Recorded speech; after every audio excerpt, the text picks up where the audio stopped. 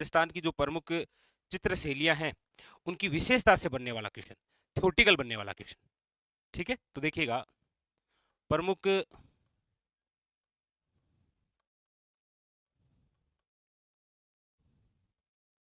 चित्रशैली की प्रमुख चित्रशैली की विशेषता से पूछा जाने वाला क्वेश्चन कौन सा है? देखिएगा, जैसे सबसे पहला ही फैक्ट है आपके सामने, नंबर 1, कोटा चित्रशैली। केवल विशेषता की चर्चा कर रहा हूं। अब कोटा चित्रशैली से यदि थ्योरेटिकल क्वेश्चन आता है, विशेषता से क्वेश्चन बनता है, तो वो क्वेश्चन ये बनता है कि निम्न में से राजस्थान की वह चित्रशैली जिसमें नारियों को शिकार करते हुए दर्शाया गया है। लिख लीजिएगा, कोटा चित्रशैली, नारियों को शिकार करते हुए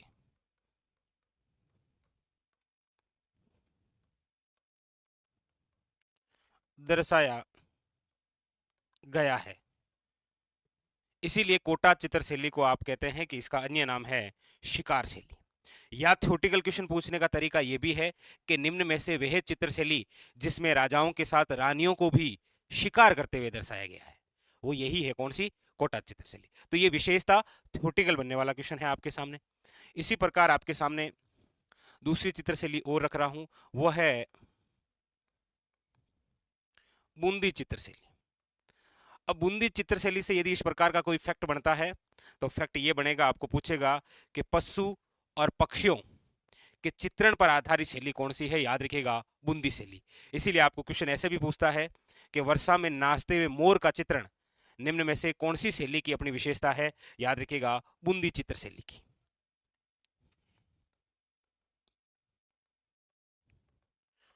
पशु पक्षियों के चित्रण, याद रखिएगा, बूंदी चित्रशैली। इसीलिए इसका एक और अन्य नाम है, इसे पक्षी चित्रशैली भी बोलते हैं। ठीक है, चलिए और बात करते हैं। एक है आपके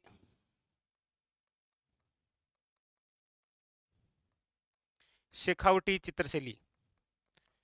शेखावटी चित्रशैली की इस प्रकार की कोई थ्योरेटिकल बात है, तो वो ये है कि महिलाओं की बालों का एक और अंकन, यानी कि शेखावटी चित्रशैली वह चित्रशैली है जिसके अंदर महिलाओं के बालों की लट का एक और अंकन है। इस प्रकार से दो लटें होती है ना निकाली हुई, उसमें एक तरफ और अंकन है, किसमें?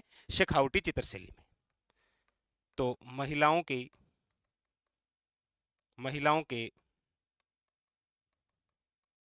बालों की लट का एक और अंकन, गोरे गाल पे एक और लट, दोनों और नहीं। याद रखिएगा, ये किस चित्रशैली की है? शेखावटी चित्रशैली की। नंबर 4 शैली है जिसका नाम है आपके सामने उनियारा शैली।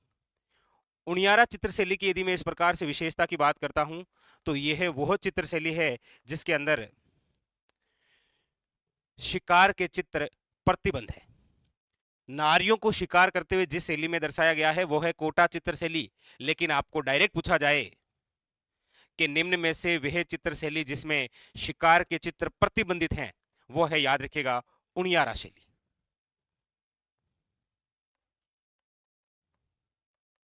शिकार की चित्र पर प्रतिबंधित, याद रखिएगा। इसी प्रकार आपको पूछा जाए, नंबर 5 है आपके सामने अलवर चित्रशैली। देखिए, अलवर चित्रशैली है तो इसकी अपनी इंपॉर्टेंस है।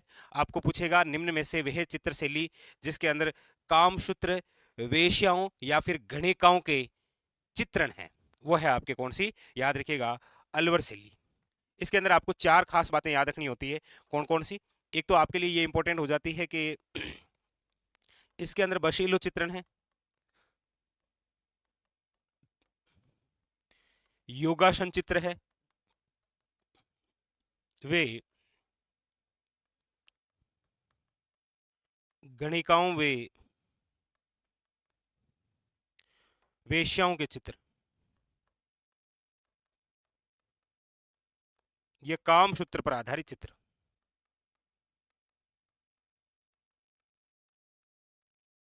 ठीक है, ये आपको याद रखना, वेरी वेरी इंपॉर्टेंट। अभी तक कौन कौन सी शैली हुई देखिएगा। सबसे पहले आपके सामने आई कोटा चित्रशैली, जिसमें यह कहा गया कि नारियों को शिकार करते हुए दर्शाया गया। दूसरी फिर आपके सामने आई बूंदी चित्रशैली, जो ये कह रही है कि पशु पक्षियों के चित्रण पर आधारित है। तीसरी है शेखावटी चित्रशैली, महिलाओं के गोरे गाल पर बालों का एक और अंकन, लटका एक और अंकन। एक है आपके सामने उनियारा चित्रशैली, शिकार के चित्र पर क्या है, प्रतिबंधित। एक है आपके सामने अलवर चित्रशैली, कौन सी है, अलवर चित्रशैली, जो बसेलो चित्रण, योगासन, गणिकाओं, वेश्याओं या काम सूत्र पर आधारित क्या है, चित्र। याद रखिएगा। और भी देखते हैं, नेक्स्ट देखिएगा। अगली बात क्या है आपके सामने, अगली ये है, कितनी, 5 हो गई। नंबर 6, नंबर 6 है आपकी जयपुर चित्रशैली। जयपुर चित्रशैली से थ्योरेटिकल क्वेश्चन बनेगा, तो याद रखिएगा ये राजस्थान की वो पहली चित्रशैली है जिसके अंदर पोर्ट्रेट चित्र बनाया गया था। सर्वप्रथम आदमकद चित्र बनाया गया था, किसका, ईश्वरी सिंह का। और बनाने वाले चित्रकार कौन थे, तो याद रखिएगा साहिब राम, याद रखिएगा, वेरी वेरी इंपॉर्टेंट। तो इसके अंदर बनाया गया है आपके पोर्ट्रेट चित्र, आदमकद चित्र। और इसको बनाने वाला जो चित्रकार है वो कौन है, तो आपको याद रखना है साहिब राम। डायरेक्ट यदि विशेषता से क्वेश्चन बनेगा तो आपके सामने ये जयपुर चित्रशैली। नेक्स्ट, अगली बात है आपके नंबर 7, वह है जैसलमेर चित्रशैली। और जैसलमेर चित्रशैली की यदि मैं बात करूं तो आपको याद रखना है कि जैसलमेर जो चित्रशैली है, इसकी एक खास बात याद रखना, ये राजस्थान की एकमात्र चित्रशैली है जिस पर अन्य किसी भी शैली का प्रभाव नहीं दिखाई देता है। याद रखिएगा, अन्य किसी भी चित्रशैली का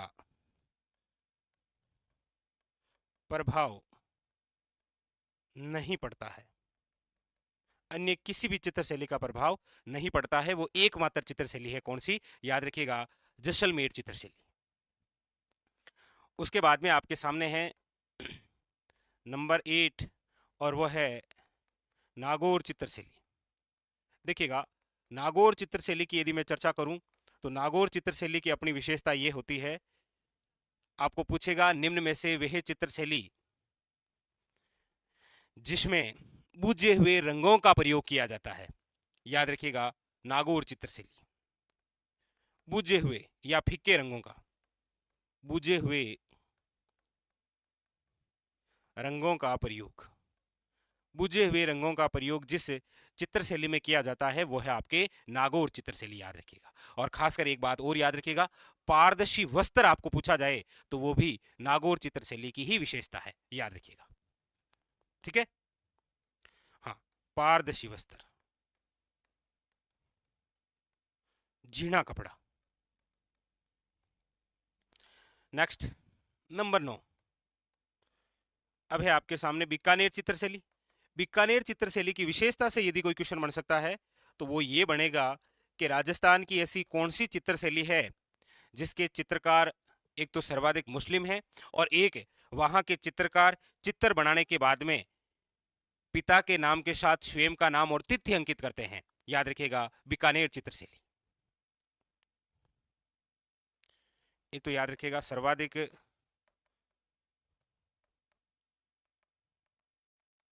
मुस्लिम चित्रकार, और दूसरी बात आपको क्या याद रखनी है, दूसरी बात ये याद रखनी है कि बीकानेर चित्रशैली वह चित्रशैली है जिसके जो चित्रकार हैं वो चित्र बनाने के बाद में, याद रखिएगा,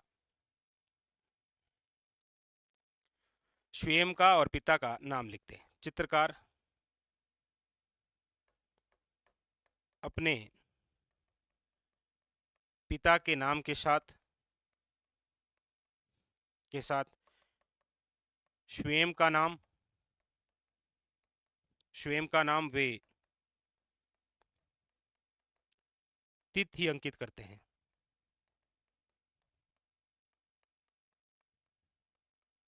याद रखिएगा, बीकानेर चित्रशैली।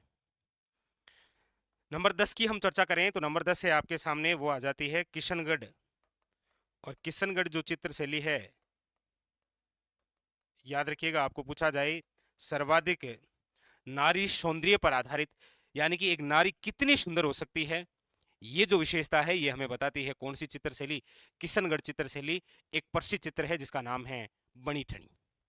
याद रखिएगा, सर्वाधिक नारी सौंदर्य। ठीक है, और इसके अंदर लिख लीजिएगा बनी ठनी चित्र। और इसके चित्रकार कौन थे?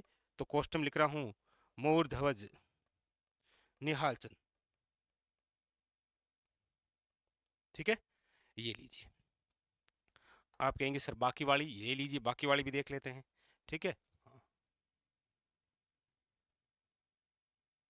ठीक है, देखिएगा। इसके अलावा और चर्चा करते हैं तो हमारे सामने ये तो क्लियर हुई गई आपके, जैसे देखिएगा जयपुर चित्रशैली हो गई है, जैसलमेर चित्रशैली हो गई है, नागौर चित्रशैली हो गई है, बीकानेर आपके चित्रशैली हो गई है, किशनगढ़ चित्रशैली हो गई है। नंबर 11 है आपके सामने अजमेर चित्रशैली। और अजमेर चित्रशैली की हम चर्चा करते हैं तो अजमेर चित्रशैली के अंदर क्या खास बात है? एक ही याद रखना है कि मेहंदी का चित्रण है। आपको पूछा जाए राजस्थान की वह चित्रशैली जो मेहंदी चित्रण पर आधारित है, मेहंदी पर आधारित चित्र। यदि आपको मेहंदी बनानी है हाथ पर तो आप जाइए कहां पर? अजमेर। और इसके चित्रकार थोड़े से याद रख लीजिएगा, सबसे इंपॉर्टेंट है साहिबा वे उसना। ये है आपके सामने कौन सी चित्रशैली? याद रखिएगा, नंबर 11 है अजमेर चित्रशैली।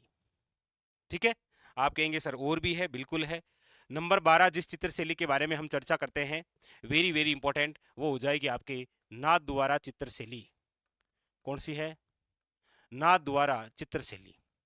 ये जो नाथ द्वारा चित्रशैली है, ये आपको याद रखना है कि एक तो इसके अंदर पिछवई कला है।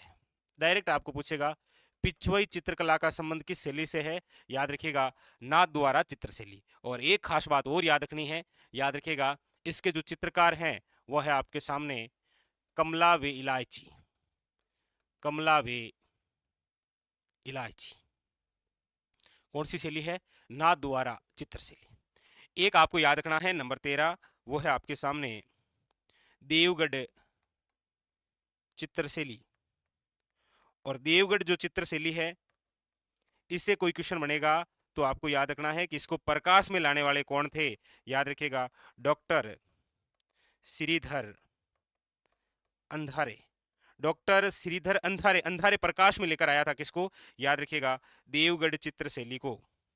जिस प्रकार किशनगढ़ चित्रशैली को प्रकाश में लाने का जो श्रेय है वो किसे है? याद रखिएगा, एरिक डिक्सन और फयाज अली को। एरिक डिक्सन और फयाज अली। लीजिए, ये आपके सामने राजस्थान की जो चित्र शैलियां हैं उनकी जो विशेषताओं से क्वेश्चन बनते हैं वो आपके सामने ये रहे। और सारे के सारे फैक्ट मैंने वही लिखे हैं जो आज तक एग्जामिनर ने पूछ रखे हैं, सीधे सीधे। और ये मेरा बताने का आपको इसीलिए है क्योंकि आप जब पढ़े पूरा थ्योरी, उसके बाद में जो शॉर्ट नोट्स बनाते हैं वो इसी प्रकार बनाते हैं, ताकि एक ही पेज में सारी कुछ चीजें आ जाएं और आसानी से याद भी हो जाए। अब एक क्वेश्चन आपको बताना है कमेंट के अंदर कि प्रश्न सुन लीजिए कि राजस्थान की ऐसी कौन सी चित्र शैली है, राजस्थान की ऐसी कौन सी चित्र शैली है जिसमें सर्वाधिक प्रेम ग्रंथ पर आधारित चित्रण बने हुए हैं? ये आपको बताना है। ठीक है, तो प्रमुख रूप से इन शैलियों से जो जो क्वेश्चन बनते हैं आपके सामने वो पूरी कहानी रही। अब कोई भी एग्जाम दीजिएगा, सिंपल सी बात है, यहां से आपके एग्जाम में क्वेश्चन आएगा, इसमें कोई डाउट नहीं है। नोट कर लीजिए, स्टार लगा लीजिए, सवाल आना तय है। ठीक है, तो आपको भी प्रत्येक टॉपिक, प्रत्येक बिंदु को इसी प्रकार से शॉर्ट नोट्स के रूप में बनाने होते हैं। इसीलिए मैं आपको बार बार ये चीजें इस प्रकार से बताता रहता हूं ताकि आप भी अपने स्वयं विवेक से जितने भी टॉपिक हैं किसी भी सब्जेक्ट के, उसको आप बिल्कुल इसी प्रकार से याद कर सकते हैं। अब ऐसा नहीं है कि केवल राजस्थान में कला संस्कृति ऐसे लिख सकते हैं। राजस्थान में कला संस्कृति हो, जियोग्राफी हो, इतिहास हो, भारत का इतिहास हो, विश्व का इतिहास हो, विश्व की जियोग्राफी हो, भारत की जियोग्राफी हो, पॉलिटी हो, उन सबको एक डायग्राम के अंदर एक टॉपिक को इस प्रकार से उतारा जा सकता है। मैं तो कह रहा हूँ साइंस को भी आप इसी प्रकार से पढ़ सकते हैं, उसमें कोई दिक्कत है नहीं। ठीक है, लेकिन मेहनत आपको करनी पड़ेगी। ठीक है, तो मेरे हिसाब से आप में से जो लगातार पढ़ रहे हैं उनको आइडिया है। इनमें से ऐसा कोई सा भी एक फैक्ट नहीं है जो आज तक एग्जाम में नहीं पूछा गया है, सारे के सारे पूछे गए हैं। आप